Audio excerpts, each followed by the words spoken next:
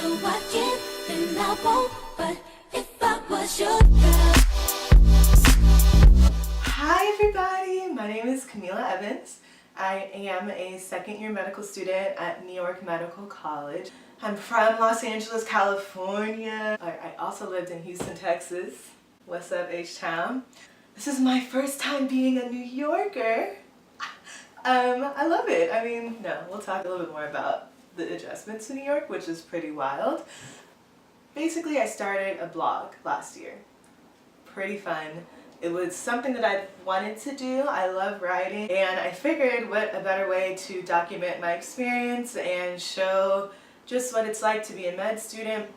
So that was the start of Med School Mila, and ever since then it's been going really well. Like, I can't believe how much it's taken off.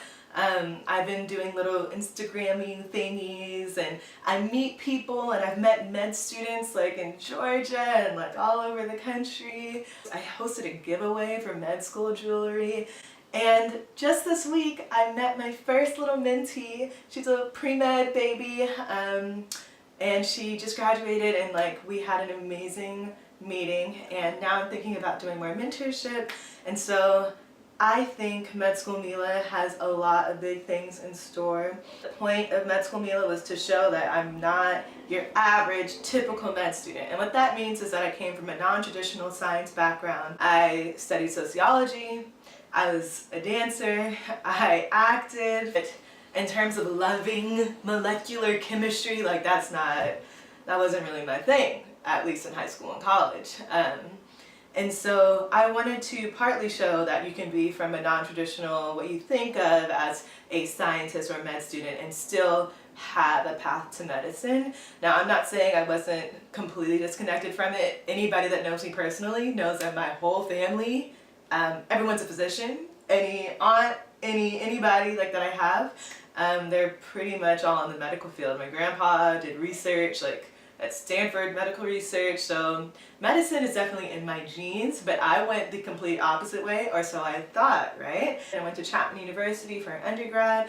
I did do pre-med studies, but when I tell you I finessed my way through pre-med, and I wasn't a real, I don't really think that my pre-med education got me into med school. Not saying Chapman University's pre-med program isn't good, it's just I wasn't taking it seriously because I was doing so many other things. So I did a post-bac at Charles Drew University, Medicine and Science in Los Angeles, California.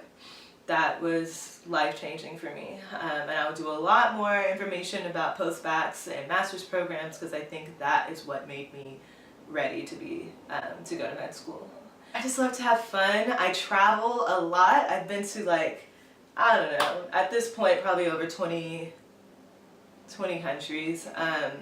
I love to dance, I love to go out, I love to meet people. That's something that's really important to show, right? These beginning steps to becoming a physician. You have your House MD where you're showing the cool part where you're doing all these cool differentials, and you have your Grey's Anatomy where you're showing the messy intern life, and you have the drama. Of course, these are all fake shows, but you gotta get the picture, and that's what kind of brings people to medicine. But then they hear about med school and they're like, oh, that's what we gotta do? That if you don't know anybody in med school, if you don't know any physicians, how do you understand what first year is like, what second year is like, when you're literally in the books, you're barely having patient interaction or not enough to keep you going? And that really is the fun part of medicine, is the fun and the best part is working with the patient. And so if you don't have that, how do you stay sane? How do you continue to dive into the books for 16 hours a day, every single day, and eventually get to your dream? And I figured, why not do it? Med School Mila was so much fun writing, and I'm not gonna completely ditch writing. I just wanted to show a little bit more of my personality. I'm I can show these people who the hell I am, and I can be fun with it. That's just my little intro, okay? Into the topic for today, because I'm officially a second-year medical student, and as of a couple of days ago, I got my grades back from my first test, and I passed my first exam of second year. And let me tell you, this exam was wild. When I say wild, like, it was 7 hours, and it was for basically like almost a month and a half of material. I mean, first of all, I passed.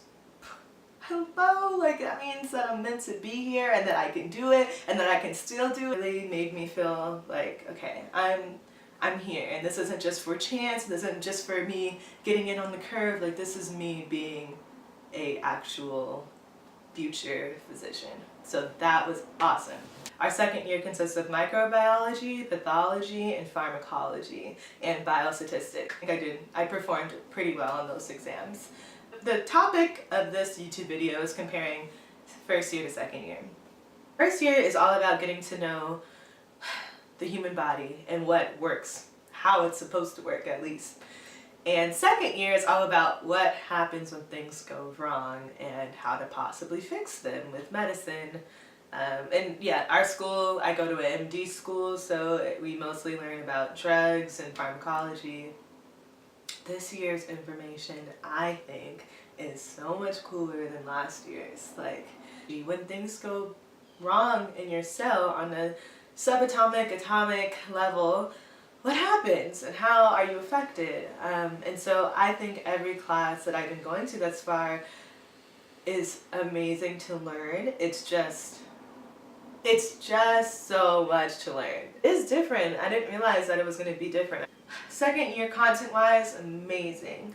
The amount of content, wild. On top of all of this, like there's this big cloud of this thing right here, this USMLE Step 1. Well, some of you don't know what Step 1 is. These are our boards. And the way that our school described it was that this is probably the highest stakes exam we will ever take in medical school. I should probably start studying soon. It's going to be at the end of June, or like the middle of June is when we take the exam, and it's going to be about a 7.5-hour test, I think. And so what our school is trying to do is prepare us for it. So now every test that we're going to have is going to be about the same time. So when we get in our exam, we're going to be like, please, we've been taking 7-hour exams, like, you know, this whole year. So it's not going to be that serious, but it is going to be serious because your boards is basically a big ass cumulative test on everything you've learned in first and second year. Can't wait for that.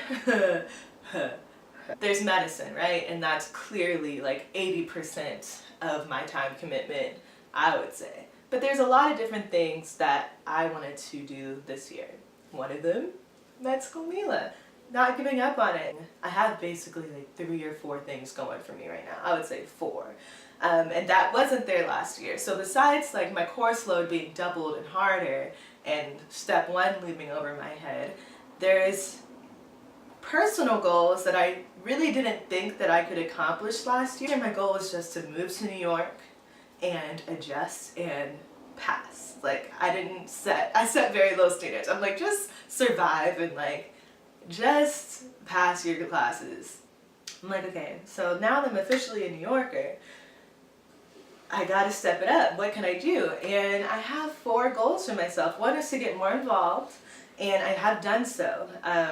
So I'm a part of the Student National Medical Association, and I'm the MAPS liaison, whatever, a whole bunch of acronyms. Basically, I'm doing what I'm doing here, where I can help with mentorship and connecting with pre-med students and even high school students, and helping them pipeline into medical school. And so that it was like a perfect position for me. It's clearly what I love to do. So I'm doing that. I'm officially like on the executive board. I also am a part of Med Students for Choice, and that was something that was super personal for me. I was a sociology major. I'm all about women's rights. I'm all about women's health, equity, reproductive justice, blah blah, super feminist over here, so just love me or hate me, I don't know. There's a big possibility that I want to go into women's health. I don't know if that means going to become an OB-GYN. I don't know if that's going to be a pediatrician and focus on adolescent medicine. There's a lot of things that I'm trying to figure out. I also have this really big goal, and I've started it. Starting next week, I'll be in week 7. But I started a diet, the keto diet, and it's been, geez, I'm you know, almost 2 months in, and I weighed myself. I've lost 10 pounds, bruh. And I haven't been able to lose 10 pounds since probably like junior, senior year of college. I had hit a weight that I had never wanted to. And when I did, I was like, okay, it's time for a lifestyle change. And it really affected me. It actually kind of took a toll on my mental health. I didn't realize how important and severe it was. I went through this period. I don't know if I would call it depression. I don't know what it was, but it was rough and it was serious. And then I understood what it was, understood I wasn't happy with myself, gave myself time, allowed myself to be patient, allowed myself to talk about it out loud with some of my close friends and family, and then from there move on to a solution, and to pick up a diet that I felt was hard, but that personally matched with what I need to work on was super important for me. And I've seen now results. Like, this is huge for me. It probably doesn't seem big for a lot of people, but the fact that I've been able to stick with it and see results. And in the beginning it was rough, bruh. Like, I would be like crying, like, why am I not in ketosis? I keep on making mistakes, and I was getting so frustrated, and I just said, I don't care. I'm gonna give it 3 solid months and see, if I just give it time, hopefully it works. And if it doesn't, and if I don't give it my best, and in 3 months nothing works, then maybe it's not the right diet for me, and I would adjust at that point. But it's been 6 weeks, and I lost 10 pounds, and I'm so excited. I'm so fucking excited. I mean, I'm so excited, y'all. Like, people probably asking, like, why keto? Everybody's like, that's not even healthy. You need carbs. And I'm like, bruh, I took biochemistry. Like, don't talk to me about what the hell I need and what I don't. It's not for everybody. For me, I personally chose it because I am and was addicted to carbs. I will be the first person to grab the bread basket. Don't take me to cheesecake. I will eat it all. This was a personal choice to help with that carb addiction. I'm not saying carbs are bad. For me, they were bad. There's Med School Mila, there's the Med Students for Choice, there's SNMA, and there's this diet losing weight thing. 4 things that I have committed to and have decided to take on top of med school. Med school is a full-time job. You're in school from 8 or 9 a.m. depending on what time our classes start till 4 or 5, and then from there you're studying from 6 to 2 a.m. And so then how the hell do I do everything else that I want to do with my life? That is where this journey and this documenting comes, because it is a work of God, but somehow it all works. And on top of that, I still want to continue my social life.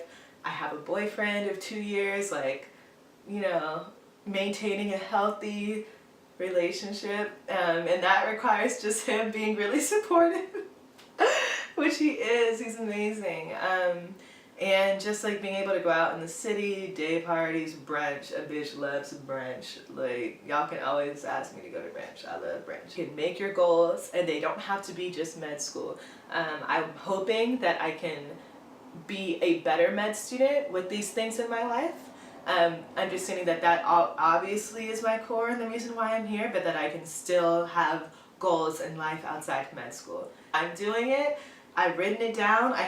I've lost 10 pounds. I officially have 25 more pounds to go. Come with me, and I hope you all see how genuine I am, and how I love medicine. I love my journey to medicine, and I never took it for granted. I think my years off and my traveling and my working at nonprofits and Victoria's Secret and everything literally fed into my goal. And if you just want to see the fun parts of medicine, like studying for step 1, you can do that as well. And yeah, I think I'm gonna stop because I actually have a hair appointment. Can y'all see? Like, this is what I've been rocking for a couple of weeks because I haven't been able to find a hairdresser. Do I have anything else important to say? Probably not. Check in next time. Okay, I definitely am about to be late for my appointment with this traffic. Bye!